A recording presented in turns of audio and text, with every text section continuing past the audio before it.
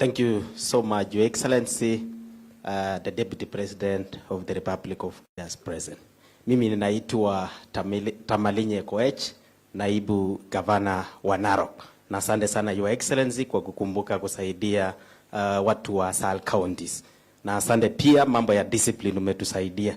Mulianzia kusema Mr. Mitika Linduri walianza kusema unyoe nywele na ndefu, na ukafanya hivyo ukapewa kazi vizuri, na pia mambo ya pombe ikaisha, na Rigathi alisema machifu waende ama pombe waende. Your Excellency, machifu wamekuwa wakikuja kwangu, wanataka kusema uambie asifuatilie sana hiyo maneno, lakini nafikiria utafuatilia. Tunataka pombe iishe. Asante. Asante kwa heshima kubwa. Sasa nataka kukaribisha our neighbor, jirani yetu Kaichapin kutoka West Pokot. Sasa naye asalimia dakika moja na ruhusa yako, Your Excellency. Alafu mambo ya Council of Governors itaogewa na wa chairman wa ASO Nadhif. Karibu Kaichapin. Asante ndugu yangu Governor, naibu wa rais wa Jamhuri ya Kenya, mawaziri walioko hapa na principal secretaries, magavana wenzangu, wabunge na waseneta, viongozi wote ambao wako hapa na watu wa Laikipia North, hamjambo. Mimi vile mmesikia ni governor wa West Pokot, Simon Kachapin. Nasema West Pokot, ndugu yangu amesema ni majirani. Tuko na West Pokot na East Pokot. So East Pokot ni ile mnapakana hapa wakiwa Baringo. Mara nyingine mimi nabeba mzigo ya Baringo Tiati, lakini sisi tuko mbali sana. Kwa hivyo mimi nashukuru kwa sababu tumekuja huu mkutano, na Your Excellency, nataka nikuhakikishe kwamba hii ni mradi mzuri hasa kwa wakulima wetu ambao ni pastoralists. Nafikiri elimu ikiendeshwa vizuri, wakulima wetu, wafugaji wajue maana ya hii miradi ambaye unaanzisha leo rasmi. Nafikiri wafugaji wetu wengi watafaidika na hata itapunguza hii mambo ya kutokuwa na usalama. Nataka niwahakikishie pia naibu wa rais kwamba vile unasikia hapa utulivu imekuja, hata kule North Rift imerudi chini sana, na tunashukuru kwa ile juhudi umeweka pamoja na rais kuona kwamba step ya kwanza ni sisi kuwa na utulivu ili tuweke fanya hii maendeleo ambaye initiative ambayo umeweka leo. Pia nataka ni report kwamba kwa sababu natoka North Rift na wale wajua hata West Pokot pia tunagusa mahindi, na nashukuru waziri alikuja kasindua mbolea, na hiyo mbolea Your Excellency imelete chakula kwa wingi. Nafikiri hii mambo ya sufuria kwa kijwa hivi karibuni itaisha, kwa sababu mahindi huko juu North Rift imekuja vizuri sana. Sisi pia Your Excellency, nikimalizia, atuungu hii mambo ya maandamano, kwa sababu ni kama tunasema ni ile supportage ya kiuchumi, economic supportage.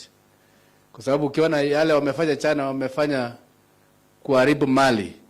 Nafikiri sisi kama viongozi lazima tukemee hiyo, tupatie rais, naibu wa rais, na sisi viongozi wakati tupange serikali ili mambo itakuwa mzuri. Na najua kwamba yale rais wetu anapanga ni mambo mazuri.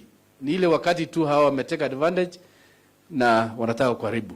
Kwa hivyo nashukuru sana kuja hapa Laikipia. Ndugu yangu Irungu, tulikuwa governors mara ya kwanza. Nashukuru kuja hapa kwa sababu sisi tuliana nyumbani 2017. Yeye ni mmoja wale alirudi, na mimi nasema asanteni sana watu ya Laikipia kwa kuleta ndugu yangu. Asanteni sana. Asanti. Sasa mimi ndio niweze kualika PS wetu ndio aweze kuongea, alafu aweze kuita the chairman wetu. Sisi Deputy President yetu tunakwambia kama watu wa Laikipia tunakupenda, na yale yote umetuelekeza tuyafanye, tunaendelea kuyafanya. Vigano na mambo ya pombe tukishirikiana na national government, na hata leo hii tunataka kukuhakikishia kwamba this program of drive kama hata igawa inatoka kutoka kwa national government, we want to assure you that we are going to give it a total support ndio watu wetu waweze kusaidika. Kitu ya pili, Deputy President, ya kwamba hii eneo kama vile unaiona ni eneo imekauka sana, hata wakati mwingine watu wanategemea na ile chakula, na tumepokea usaidizi wako and the president of late kwa sababu ya chakula. Na kuomba kwamba hata ingawa unaona eneo ya Kenya kuna mvua, bado sisi watu wetu wa pande hii bado wako na njaa, na kwa hivyo tunakuomba ya kwamba uendelee na kusidi kutusaidia, tusaidiane pamoja tuweze kulisha hawa watu wetu, na zaidi sana tukifanya hayo hata tufikirie mambo ya maji, ndio waweze kupata maji ya ng'ombe na hata maji ya kukunywa, na wengine tuanze kulima pole pole. Hayo mambo mengine yamesemwa, mambo ya security sitaki kuongezea, kwa sababu wewe ndio ulikuja hata hapa hii eneo na ukatuambia kwamba utatusaidia na hii mambo ya insecurity itaisha na itaisha. Na ndio unaona kila kiongozi akisimama hapa, hawajaona serikali nyingine imeanza kutimiza ahadi zao. Governors present, senators present, members of National Assembly present, MCAs present, our partners na wananchi wa Naibor, hamjambo, asanteni sana. Your Excellency, we are very happy to have you as our chief guest today as we launch this very, very progressive program called GRIVE that's been run by the government of Kenya. Your Excellency, this program is a program that builds resilience amongst all our pastoral areas. It covers 21 counties, which are arid and semi-arid. It also has a component of financial inclusion to ensure that our pastoralists are able to get into the financial system of this country of ours. Your Excellency, this program is a successor to a program called CLIP, Kenya Livestock Insurance Program, that previously gave livestock insurance to the pastoral communities. That program was paid for 100% by the government of Kenya. This program is an improvement to that CLIP program because the pastoralists are able to contribute 20% to the livestock insurance, giving them financial independence. Your Excellency, we also have a component of this program that makes sure we provide pasture for our animals. During the last drought, which was a very, very severe drought, Your Excellency, we lost over 2.5 million herds of cattle, valued at over 80 billion Kenya shillings. We now want to build resilience to ensure that we include the private sector to come and plant animal feed in feedlots, which will ensure that we are prepared for the next drought.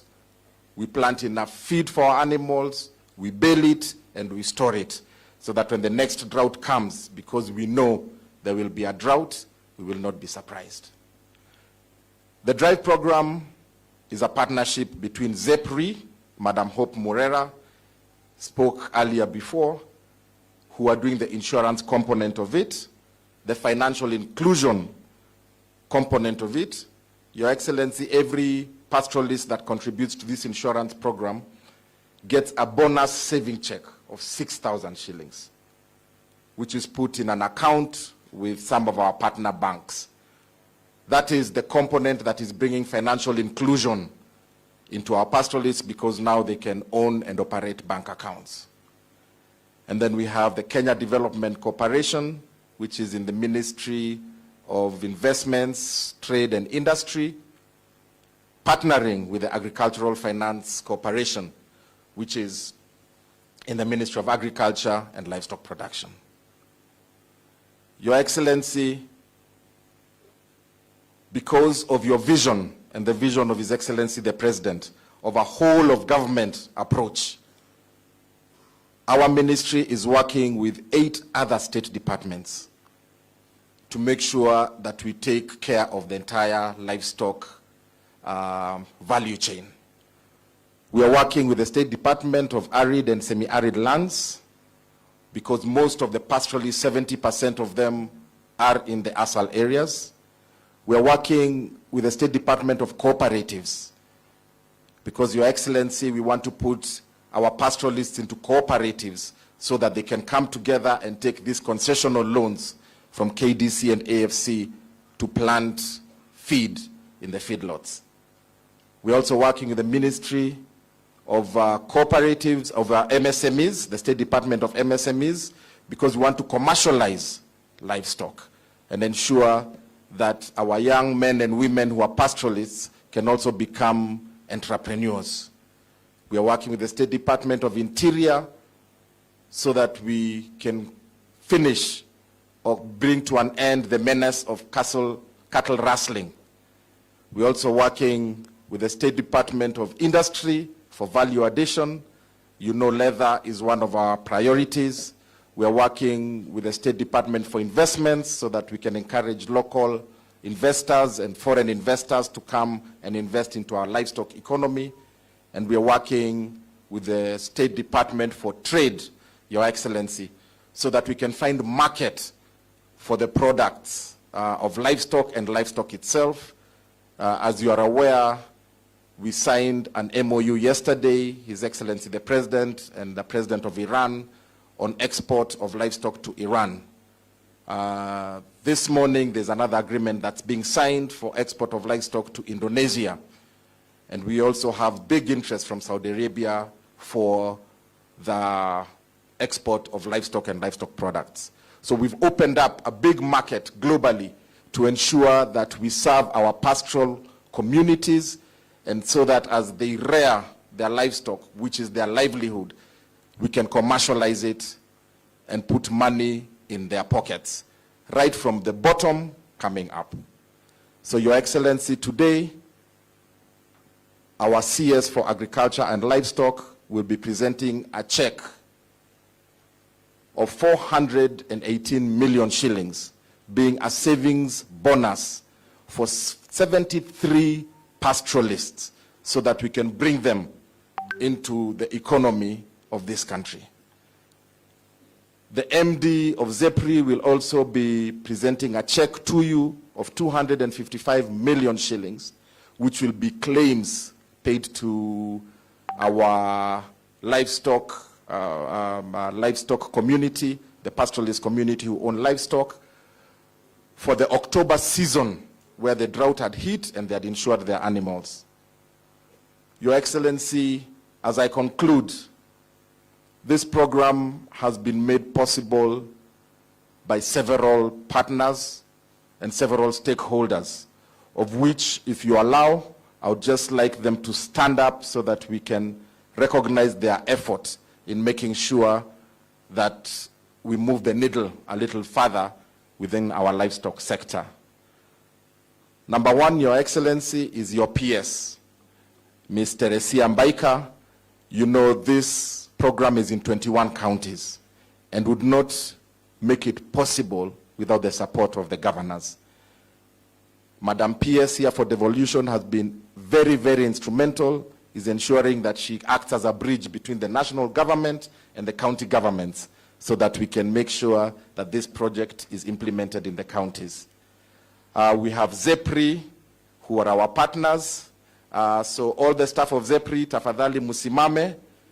They've been helping us to ensure we insure the livestock. We also have the Kenya Development Corporation, Mheshimiwa Sakwa and your team, tafadhali musimame muonekane. Wametusaidia sana kupatia hawa wakulima wa mifugo pesa ndio wazalishe chakula. We also have the World Bank team, Your Excellency, who have helped the government of Kenya to finance this program. That's Bwana Sina, and we work with him in that program. Lastly, of course, we have the Excellency governors, who are now represented here by the chairman of the Committee of Assaults in the Council of Governors, the governor from Wajir, the Honorable Nadif Jama. So, Your Excellency, we want to thank you so much for making time out of your busy schedule to come and help us launch this very, very progressive program that has been put together by your government for the benefit of our pastoralists. With those many remarks, I'd like to invite the Honorable Nadif Jama, who is my co-chair in this program. We work very closely together, and he is also the chair of the Arid, Semi-Arid Lands Committee in the Council of Governors, and the governor of the great county of Garissa. Karibu, Governor.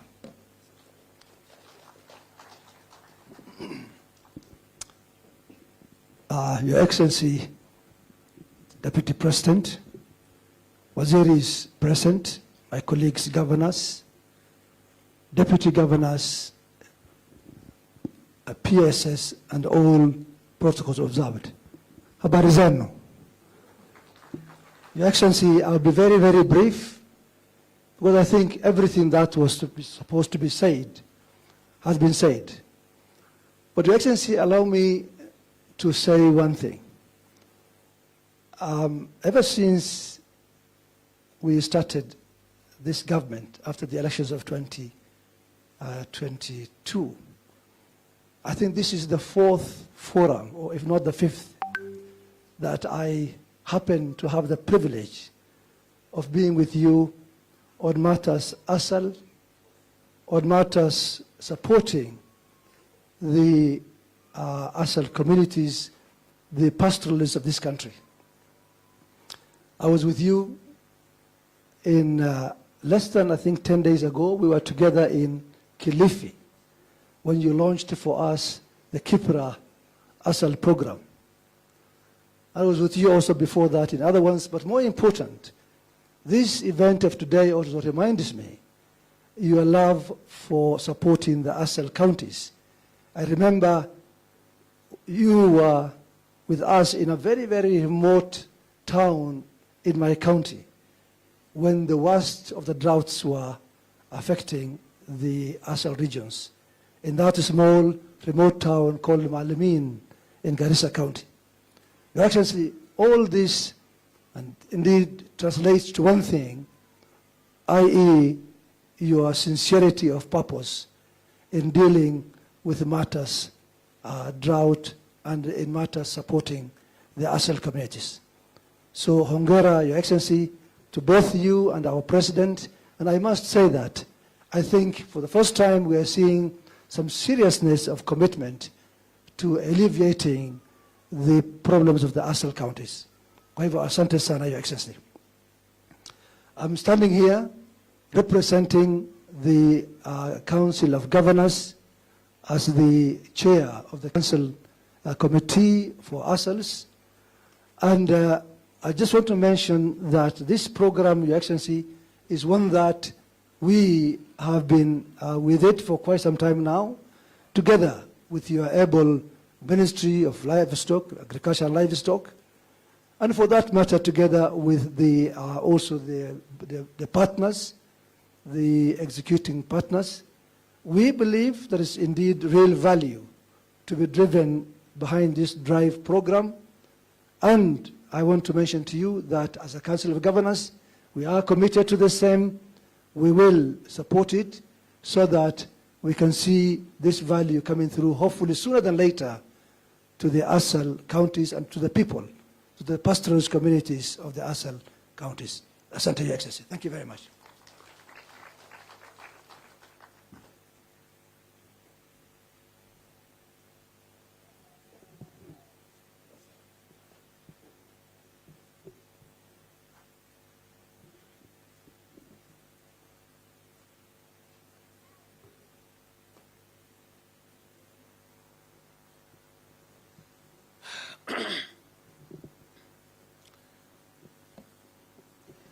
Naibu wa Rais, magavana wote walio hapa siku ya leo, my colleague Minister Maandamano, PSS present na itifaki zote sikifuatiliwa. Bwana asifiwe.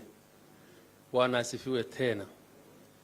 Mimi naomba ruhusa nitumie lugha ya Kiswahili ili niweze kuongea vizuri na niweze kusikizana na watu wangwana wa hapa Naipkor, hapa Laikipia.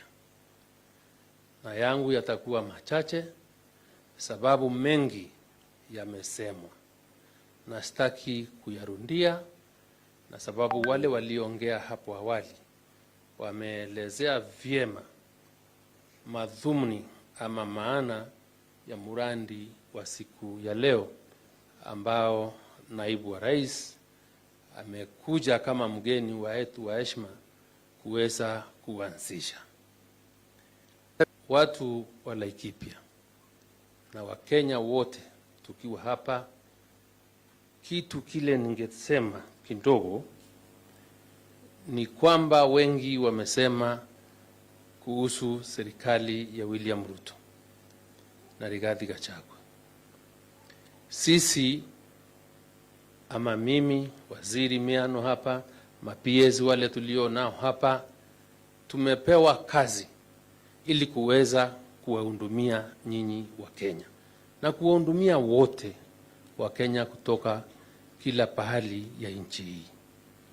Na nikiwaambia hapa mimi, mradi huu katika ambao unaenda kufaidi kaunti 21 ni dhihirisho ya kwamba serikali ya Kenya Kwanza iko katika roho yake maana ya kuwasaidia, imetilia maanani mambo ya kuwasaidia wa Kenya kutoka kule chini.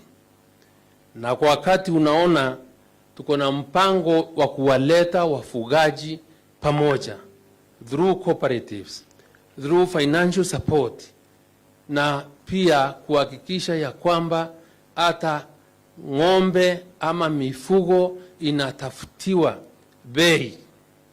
Mambo ya leather mumeambiwa, there can never be any other greater idea or better arrangement than what the current administration is doing to really demonstrate to the Kenyan people how committed, how serious it is in ensuring that the well-being ya watu wetu inaweza kufanyika. Kile tu ningetaka kuomba mimi ni kwamba wananchi nyinyi, yale mambo mirandi serikali inayotilia maanani, msimame imara kulinda serikali na kuhakikisha ya kwamba mnafuatilia mipangilio ili nyinyi muweze kunufaika kwa mirandi ya serikali. That is the only way to ensure mtafaidika.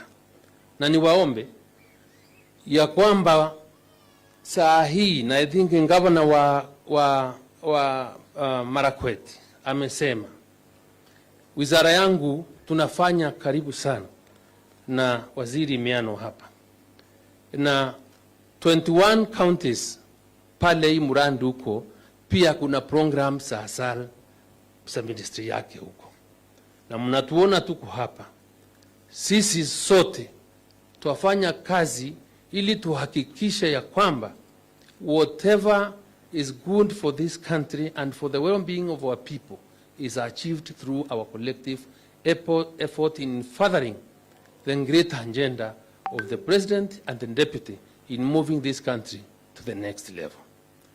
Saa hii nataka kuwaambia na kuwaomba, sababu wale wako na bahati wamelima mahindi, tuko na mazao mzuri mashambani, tunajipanga ili kuhakikisha ya kwamba chakula tumekilinda na kutakuwa na chakula cha kutosha, ili ile mikasa ya kukosefu wa chakula tuweze kuimaliza. And similarly, through this program, sababu tuna support the growth of pasture for our animals, that should be your strength.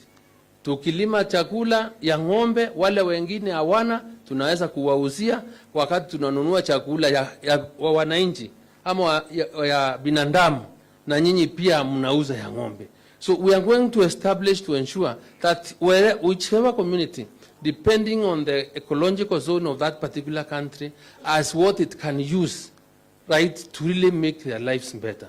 So tuunganeni pamoja, pesa hiko ya kutosha, and there is no reason to why each one of us should not be involved economically.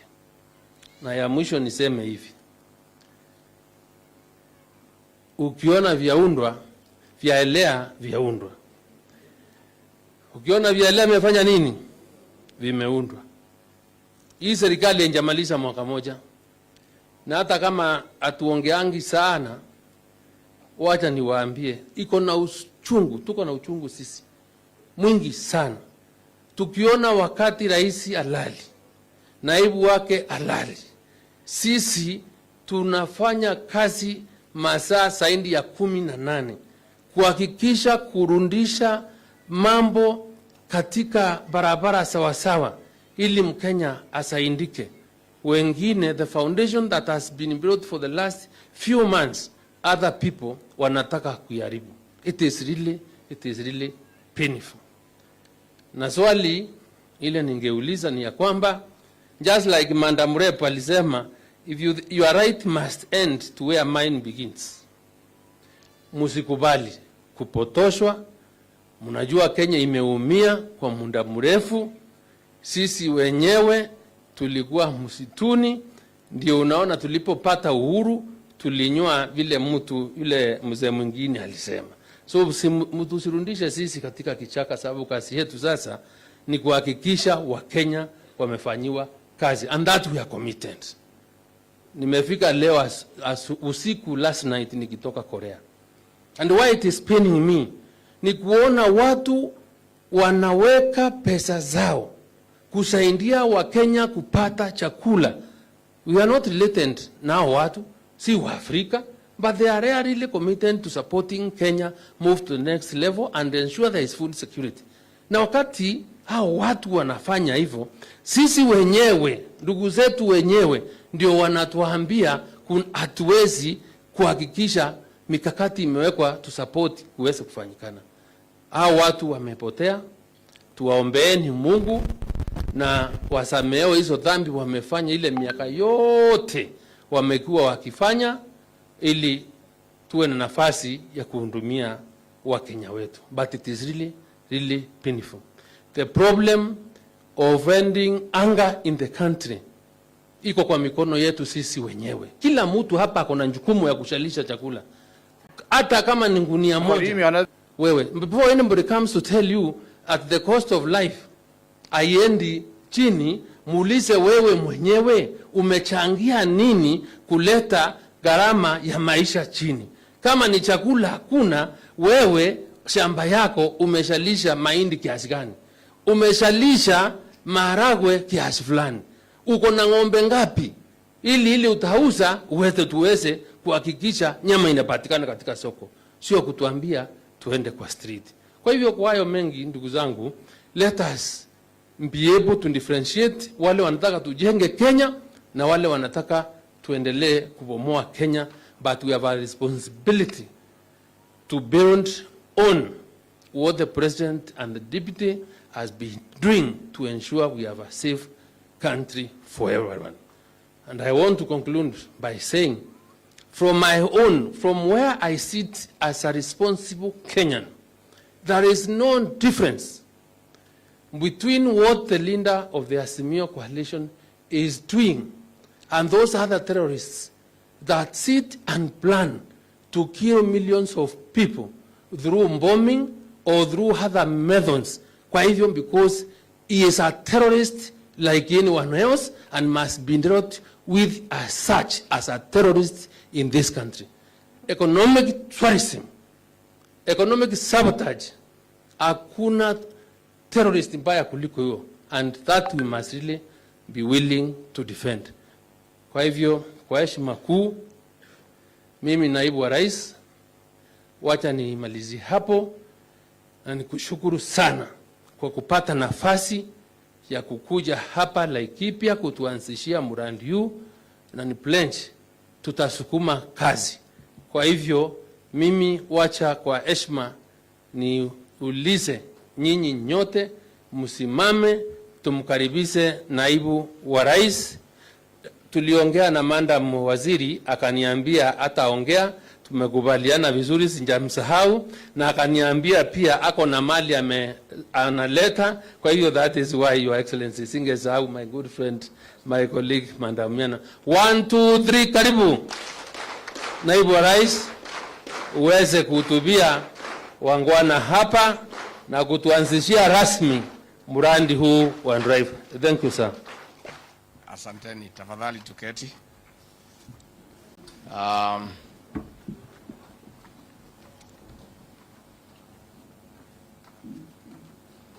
The Cabinet Secretary for Agriculture, Mithika Linturi, Cabinet Secretary, East African Community, Asals and Regional Development, Rebecca Miano, our Principal Secretary, Jonathan Mweke, our host governor, Joshua Ilungu, Governor wetu kutoka Garissa and the chair of ASAL, local leaders present, including the senator, the women rep and area member of parliament, members of the county assembly, representatives from the World Bank and all other partners. Good afternoon.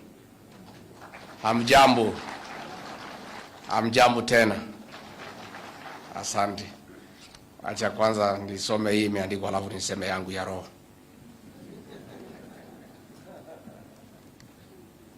I deliver greetings to this beautiful county of Laikipia from President William Ruto, the President of the Republic of Kenya. Mumepokea?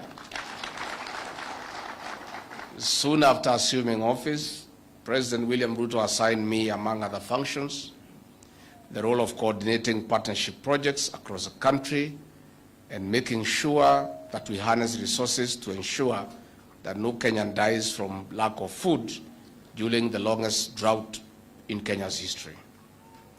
One of my initial assignments was to lead mobilization of resources from other Kenyans and partners in emergency response measures against the impact of drought and manifestation of climate change. Cumulatively, we lost over $1.5 billion in the death of about 2.5 million wildlife and livestock. More than 4.2 million people faced acute starvation. Most of those affected were in assault areas. The Kenya Kwanza administration has given priority, laying a firm foundation and promoting development to reduce and gradually aid dependence on aid. One of such ways is creating structures for sustainable development based on our Vision 2030 and other frameworks like Agenda 2030 of the United Nations. I'm therefore happy to be part of this official launch of 15.9 billion Kenya shillings project in de-risking, inclusion and value enhancement, that is drive of pastoral economies for 21 arid and semi-arid lands counties. This project, which has been on pilot since November 2022, is in tandem with our determination to build strong and resilient communities as we fight the threat of climate change. Leaders, distinguished guests, and our stakeholders, the livestock subsector plays an important economic and socio-cultural role in Kenya. It contributes between 10 and 13% to the national gross domestic product. Besides, it employs up to 50% of the agricultural labor force. In ASAL counties, Kenya shillings 150 billion subsector is a source of up to 95% of the family income. While DRIVE is a regional project implemented under the Horn of Africa initiative, targeting 6 counties, our government welcomes this program. It is a shot in the arm to the bottom-up economic transformation agenda. It is complementary to our recovery and resilience plans of increasing income of over 13 million pastoralists.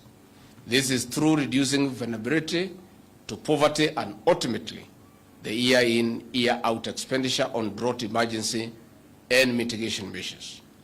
In the long run, it is contributing to dignifying our people from extreme poverty and hunger by strengthening the government's portfolio on disaster risk financing.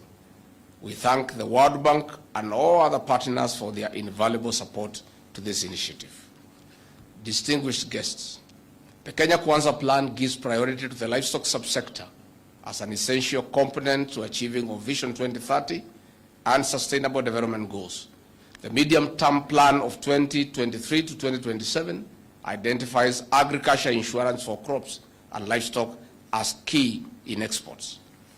Distinguished guests, we note that the integrated national export development and promotion strategy, the subsector is grossly underperformed. This is in spite of the immense opportunity of meat export from the current 0.06% to a potential of 5% to the Gulf Cooperation Council countries and beyond. Achieving this will translate to an annual export value of Kenya shillings 300 billion from the current 4 billion Kenya shillings. Agriculture is a devolved unit and hence will be a major economic boost to ASAL counties and the county. We are keen to strengthening the livestock export portfolio to enhance our foreign exchange reserves. Distinguished guests and all stakeholders, we are pleased that this project has made significant progress at the pilot stage. For instance, during the fourth quarter of 2022, over 17,000 pastoralists in the counties of Wajir, Garissa, Tana River, and Samburu registered for insurance. They paid 20% premium. The government paid a subsidized rate of 80%, amounting to 192 million Kenya shillings. The insured pastoralists have qualified for initial savings incentive deposit of Kenya shillings 6,000 each, amounting to over 100 million shillings in 4 counties. Further, the DRIVE project is making insurance payouts to the pastoralist beneficiaries for the October-December 2022 short trains. Distinguished guests, during the long-range 2023 season, we know that the DRIVE project carried out capacity building on financial inclusion, livestock insurance, sales and savings in the counties of Turkana, Marsabit, Mandera, Wajir, Garissa, Tana River, Isiolo, Samburu, Laikipia, and Kajiado. In covering the short and long range this year, over 43,000 pastoralists have bought livestock insurance, with the government paying 80% premium to subsidize, amounting to almost 462 million Kenya shillings. This shows the government's commitment to supporting livestock farmers so that they are not left behind. In 5 years, livestock farmers will enjoy improved access to affordable index-based drought insurance and other financial services like savings and credit. They will also be linked to reliable markets while promoting youth and women in the livestock value chain through private-public partnership. With the support of our partners, the governors from the 21 counties have been sensitized. We commit to delivery on this project. We do not wish to go back to begging for our people. We must create sustainable communities. We call for more partnerships as underpinned in Goal 17 of the SDGs. In this regard, I ask the Ministry of Agriculture to aggressively work with the partners to cover the over 13 million livestock farmers. It is now my pleasure to declare this project officially launched. Asanteni sana. Mimi ningetaka kuchukua nafasi hii kuwashukuru wale wote ambao wamechangia katika mradi huu wa kusaidia wafugaji, na pia ningetaka kushukuru sana wafugaji kwa kutukaribisha hapa. Tumesema asante sana. Sisi tulikuja hapa wakati ya harakati ya kutafuta kura, na tukapeana ahadi ya kwamba kuna mambo mengi ambayo tutajaribu kutatua tukipata nafasi ya uongozi katika Jamhuri ya Kenya. Serikali yetu ya Rais William Ruto imetilia maanani sana mambo ya wafugaji. Na ndio niko hapa leo kwa sababu rais na mimi na sisi zote tunachukulia mambo ya wafugaji kwa njia kubwa sana na njia mzito. Na kwa hivyo waziri wetu wa kilimo, wale PSS wetu katika livestock development, tuko na minister wetu hapa katika ASAL, tumeungana na hao magavana ya kwamba kesho ya Kenya iko katika hizi area za ASAL, kwa sababu ndio nafasi kubwa sana na iko na rotuba nzuri. Shida ni maji, na kwa hivyo katika ile mpango wa PPP ya kutafuta wekezaji walete nauli hapa Kenya, tuweze kuweka mabawa ya kutosha na boreholes ya kuleta maji katika zile sehemu za ukame mazao yetu. Kwa hivyo ningetaka mpango kababe, hata hajamaliza mwaka moja kwa ofisi. Tayari matunda imeanza kuonekana katika sehemu za mashinani. Na ndio vile gavana amesema, mimi nimetembea sana katika hizi sehemu, kwa sababu rais ameniagiza na kunielekeza ya kwamba tuko na jukumu kama serikali ya kukumbuka area hizi ambazo zimewachwa nyuma kwa maendeleo kwa siku mingi, na tutaendelea kuja na kushirikiana na nyinyi. Na kwa hivyo ningetaka kumhakikishia ya kwamba serikali yetu inafikiria nyinyi na inatilia maanani maagizo yenu na matakwa yenu, ndio tuweze kusonga mbele. Nikiongeza juu ya hayo, ni vile tumesema hapa katika Laikipia, tulitembea hapa na rais, na mimi sana nikakuja peke yangu tukitafuta kura na ya kuomba uongozi. Mimi mwenyewe nikaeleza wakaaji wa Laikipia ya kwamba hii kaunti ya Laikipia mimi nielewa, kwa sababu nilifanya kazi hapa nikiwa kijana mdogo, kazi ya usalama.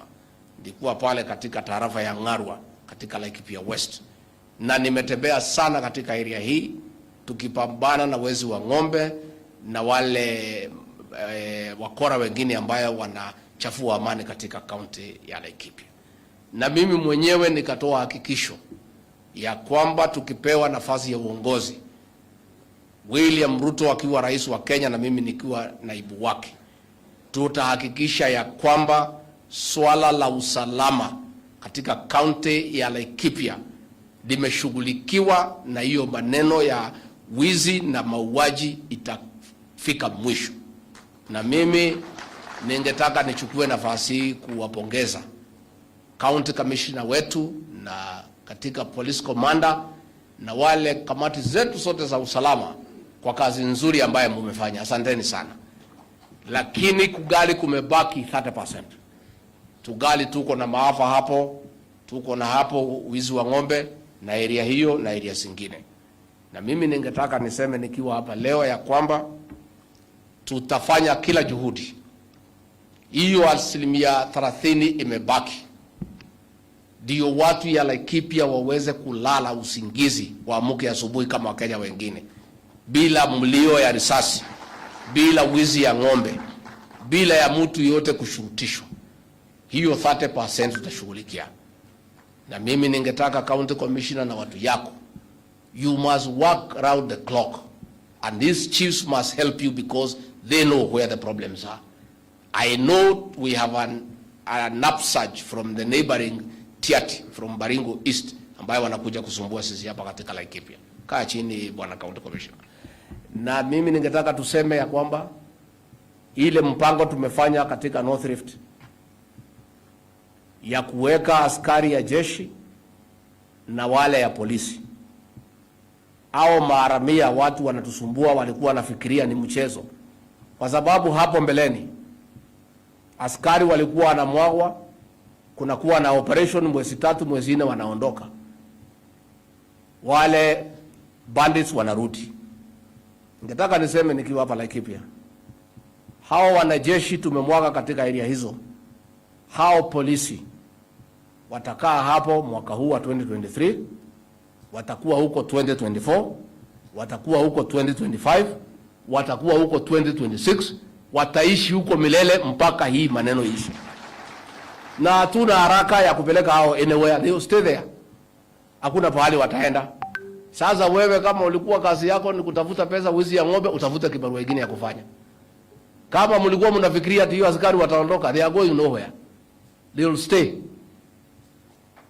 And tunasema the government to deal with insecurity in Laikipia and in North Rift conclusively and decisively once and for all is a government led by President William Samoei Ruto.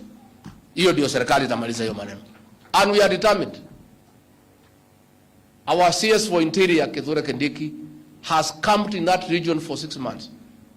And he'll continue camping there until we restore law and order and we bring to an end insecurity so that Kenyans can enjoy their constitutional right of life and safety for their property. Governor, mumeomba tuongeze nyinyi National Police NPR, si ndio? Sasa lazima tukae utuambie how many you are willing kusaidia. Unajua tutasaidiana. Tulikubaliana gavana. Sisi tuko na askari na bunduki na wewe uko na pesa. Si ni mpango tuelewane? Simupigie gavana makofi. Yeah. So governor, you come, you tell us how many. We'll give you the number you want. Yeah? Watu si iko. Bunduki iko na risasi iko. Si wewe iko na pesa. Iko shida gani? Kuna shida? So acha governor akuje, huyu wakaora ni mtu wetu. Yeah? Na watu ya Laikipia nimpongeze nyinyi kuchagua huyu jamaa. Mjipigie makofi. Pale mbele mlikuwa mumepotea mkachagua mtu mwingine ya kusumbua watu. Saa hii anatembea na sufuria kwa kichwa alikuwa governor. Si mlikuwa mumeanguka watu ya Laikipia. Lakini kwetu tunasema kuteleza sio nini? Na kufanya makosa sio mbaya. Baya ni nini? Kaa chini governor. You know, sometime mkienda uchaguzi, this governor called Joshua Irungu alifanyia nyinyi kazi mingi, lakini kwa sababu ni mpole na apigi kelele, mkaona ati mtafuta mtu ya kupiga kelele na maringo na madoido.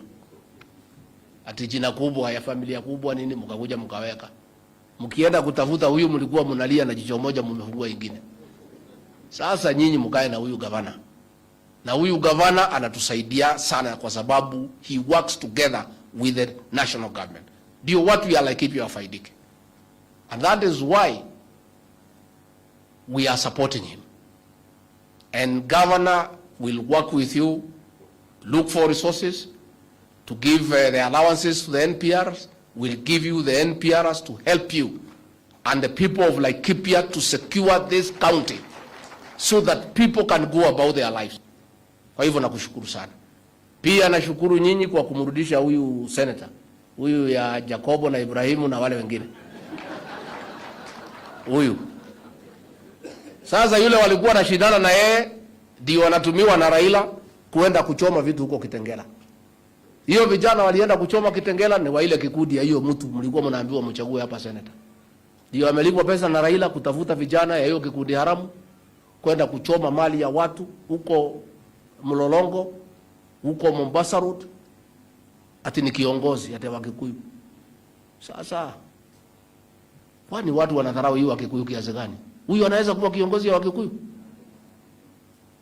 Na mlaletewa hapa Laikipia ati mumchague. Sasa amekuwa ndio mtu ya kukodishwa na watu ya Azimio. Those boys who are looting things on Mombasa Road belong to that criminal gang. We are going to hunt them down. Kaa chini center.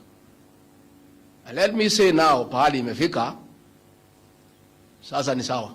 It's okay. Sasa wacha sasa tuone vile itakuwa. Sisi ni tunapenda demokrasia, we respect human rights, we respect the constitution. But hakuna serikali yeyote responsible itakubali watu kufanya ile maneno tuliona jana Nairobi. Wewe unasema tunafanya maandamano kuuliza haki yako. Hii mambo ya kuharibu mali ya watu, sasa hiyo ni haki gani wewe unatafuta? What right are you fighting for? Destroying life. Watu wamekufa watu 7 jana. Juzi wamekufa watu 6. Atuona jiita kiongozi. And that is why we told Uhuru Kenyatta on his face, hatuwezi chagua hiyo mtu. Hiyo mtu tunamjua. That is the lord of violence and impunity in the Republic of Kenya. And I personally told Uhuru Kenyatta, my friend, and I was his personal assistant, nikamwambia hii mtu natuletea hatuwezi chagua. This is a violent man. Hii ni mtu ya kuchafua nchi. Ni mtu ya kufanya mauaji.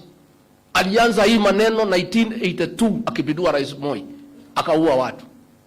1997 akaua watu. 2007 akafanya watu wauawe. Alafu Uhuru alikuwa anatuambia ati tumchague, tukamwambia akwende. Tukakataa Uhuru na mtu yake. Sasa wameshikana, mauaji imeanza. Last Monday they killed 6 people. Jana watu 7. Sasa nimeona anasema tutakuwa Monday, Tuesday na Wednesday. Wanataka kuua watu gapi kila siku ndio watosheke. Hii damu ya Wakenya wanataka ni ya nini?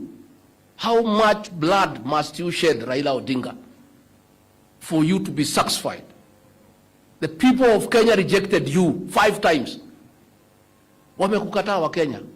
You are now 8 years. What are you fighting for? Ni nini unafanya? Ati unapanga kila siku watu unauawa, kila siku watu unauawa. Mali ya watu inaharibiwa, wewe hakuna kazi unafanya, watu yako hakuna kazi wanafanya.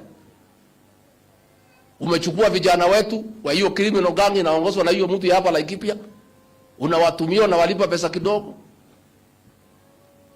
And we are asking. Mimi nilimwambia Uhuru Kenyatta, I told President Uhuru Kenyatta, this man unatuletea huyu is a problem of this country. And this country shida yake itaisha tukimalizana na hiyo mtu. So watu wamekufa watu 7 jana, Mande walikufa. Sasa hao wako na mabibi, wako na watoto. What with their parents? Sasa hao watoto wamewachwa yatima, watasema ni nini? What is it? So mimi nataka kupongeza watu ya Laikipia. Tafadhali muweke amani. Muweke amani. Niliona hiyo vijana ya hiyo kikundi hapo Nyanyuki wanarukaruka. Pale Nyahururu juzi wamefukuza hiyo Nderitu Mureithi. Wewe ulishindwa kufanya kazi kama gavana, ukafukuzwa na watu ya Laikipia. Sasa wanakuja kuwaletea maandamano. You had an opportunity to serve the people of Laikipia for 5 years. You failed, wakakufukuza. Si mlifukuza hii mtu? Si ninyi mlimfukuza? Sasa analetea nyinyi maandamano hapa, mfanyie nini? Analetea nyinyi Raila Odinga kuja kuchafua amani Laikipia. How? Bwana Nderitu Mureithi, how ungrateful can you be to the people of Laikipia? They gave you 5 years as governor, you failed to work. Wewe kusema asante ni kuletea hao maandamano na kuchafua amani katika Laikipia. Why can't you tell the people of Laikipia, thank you for giving you 5 years? Walikupatia nafasi ukashindwa na kazi. Sasa umerudi hapa kuja kuleta vijana ya kundi haramu kuchafua amani katika Laikipia. Laikipia already we have a problem of insecurity ya bandits. Wewe unakuja kuongeza maneno mengine hapa ya kukoroga watu ya Laikipia. I'm going to call a meeting for the leaders of this region, the Mount Kenya region, to make a decision on how to deal with these characters now. This region, hakuna mtu atakubaliwa kuja katika region hii kuchafua amani. Yeah. Mkitaka kuchafua amani, mchafue kwenu. Sisi katika Mount Kenya, we have never known hiyo ujinga ya kuwawa watu na kuharibu mali. It has never happened in this region. Sasa wewe Nderitu Mureithi, wewe Kioni, wewe Wairia, mnandanganywa na Raila, mnakuja kuchafua amani hapa katika Mlima Kenya. Watu ya Mlima Kenya ni watu ya bidii, ni watu ya biashara, ni wakulima. Hawajui mambo ya kuharibu mali. Watu ya hapa ni watu ya kutafuta mali na kuchunga mali. Kweli ama uongo? Sasa nyinyi mnatumiwa na huyu kibaraka wenu kuja kuchafua amani katika area hii.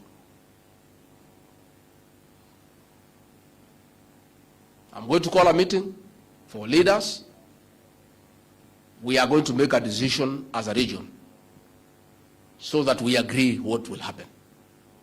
But this region, kama mtu nataka kuharibu pahali ingine, not this one. This one, no, it will not happen. Sasa we have a challenge as a region ya pombe. Tuko na challenge ya pombe na banki. Tuko na challenge ama tuna?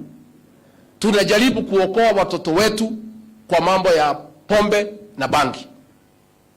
Nyinyi watu ya Azimio mkija hapa mnatembea na Wajakoya, yule anasema bangi watu wakuze na wakunywe na watumie.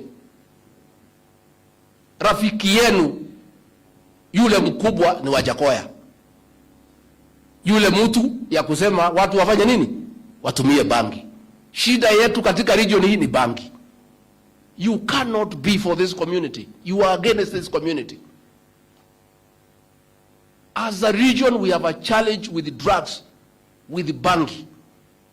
And we are trying to work with our security officers, with the leaders, with the church, to deal with the problem of illicit brews and drug abuse in this region.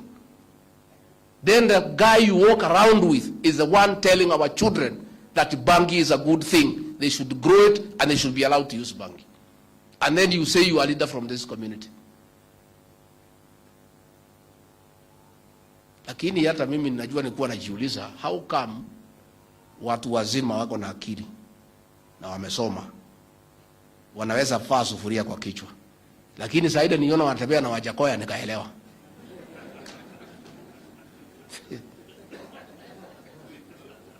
you know. Eh? Muchera na mukuduri. Eh? Eh. The company you keep tells who you are.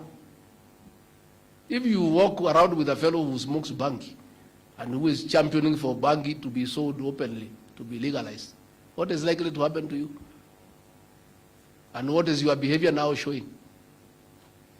I want to say we are going to make a decision, and quickly, because this is unacceptable.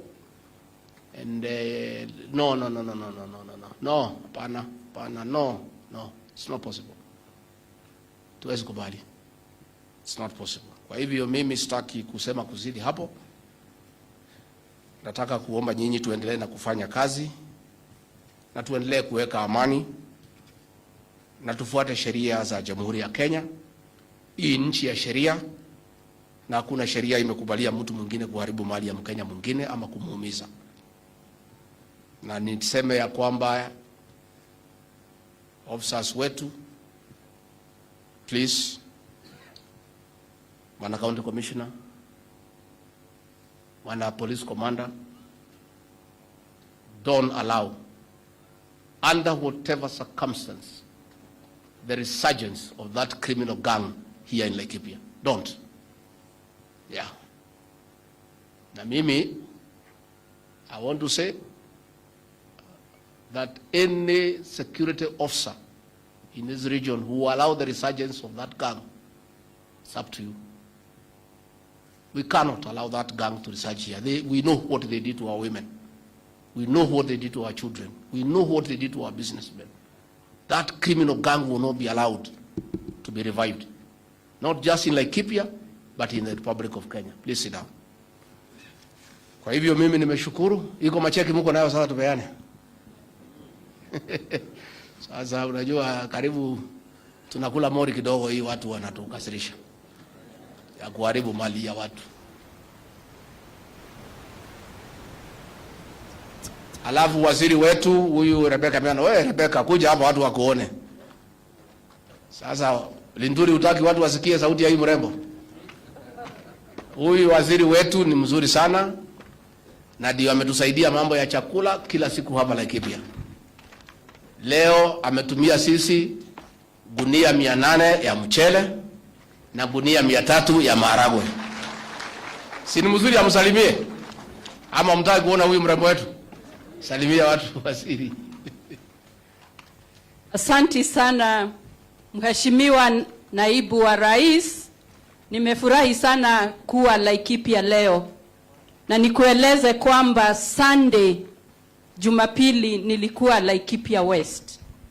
Kwa hivyo watu wa Laikipia ni watu wetu. Nilizaliwa Nyandarua, nikaolewa Laikipia. Kwa hivyo mimi niko nyumbani. Nitasema tu jambo moja. Wizara yangu ya sehemu kame inatiliwa maanani sana na Raisi na Naibu wa Rais. Kwa kila mkutano wa baraza la mawaziri, ninatakiwa kupatiana habari ama mkataba ama report ya vile tunaendelea katika sehemu kame. Kwa hivyo mjue ya kwamba nipende nisipende, lazima nifanye kazi kwa bidii, lazima niwe mashinani kuangalia maneno ya ASALs. Na Naibu wa Rais, nataka kukushukuru sana pamoja na Rais. Mulinipatia wizara ile iliingia ndani ya roho yangu na kichwa changu. Niko na passion na ninapenda sana na ninataka kujadiliana na wakaazi wa ASALs, ndio ile miradi nitaleta kwa cabinet iwe imekubaliwa na wale watu wako mashinani. Asanteni sana, Mungu awabariki. All right, thank you. Your Excellency, now the first check is a 418 million, which will be given to you by the CS Agriculture, and then you hand it over to the chair of Governor Asal.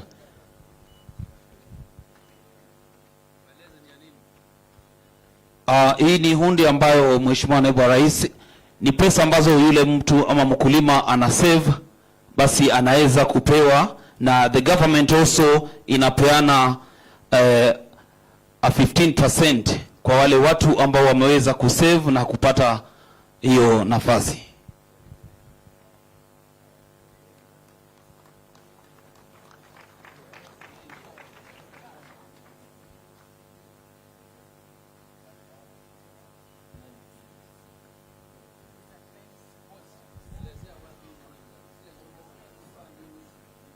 Cheki inayofuata Mheshimiwa Naibu wa Rais ni ya 255 million. Sasa so wakati pengine wa drought, hapa ndio tunaweza pata pesa za kuweza kununua chakula ama kukaribishwa mahali zile nyasi, ili tuweze kufuga mifugo yetu, kwa wale ambao pengine wanashindwa hata kuuza, maana kuna wengine wale wanapenda mifugo yao sana kuliko hata kuiuza, Your Excellency. So they get that chance. Also, it is being given to you, and then you hand it over to the chair. Thank you, Your Excellency. Now I will request all of us to come down so that we give His Excellency to go walk there, so that you launch that project over there, the drive, Your Excellency.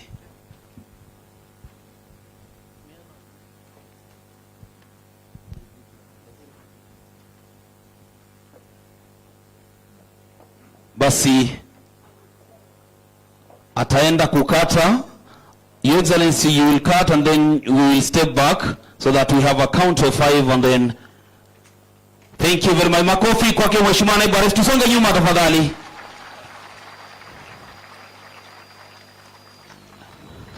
As you can see, Your Excellency, now the drive project, you have launched it officially today. It is going to be very, very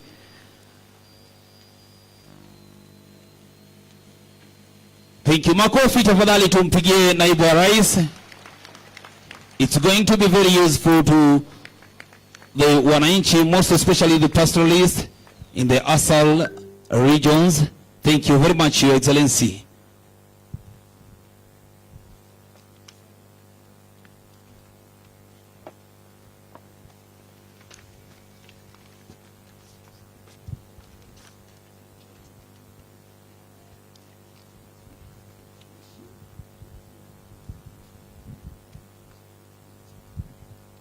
Basi ningeomba Pastor tafadhali uweze kuja kutufungia kwa maombi ili tuweze kuondoka. Pastor Joseph tafadhali.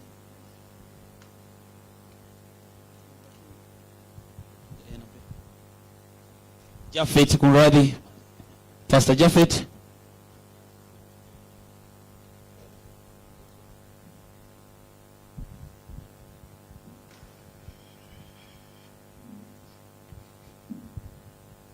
Amjambo tena.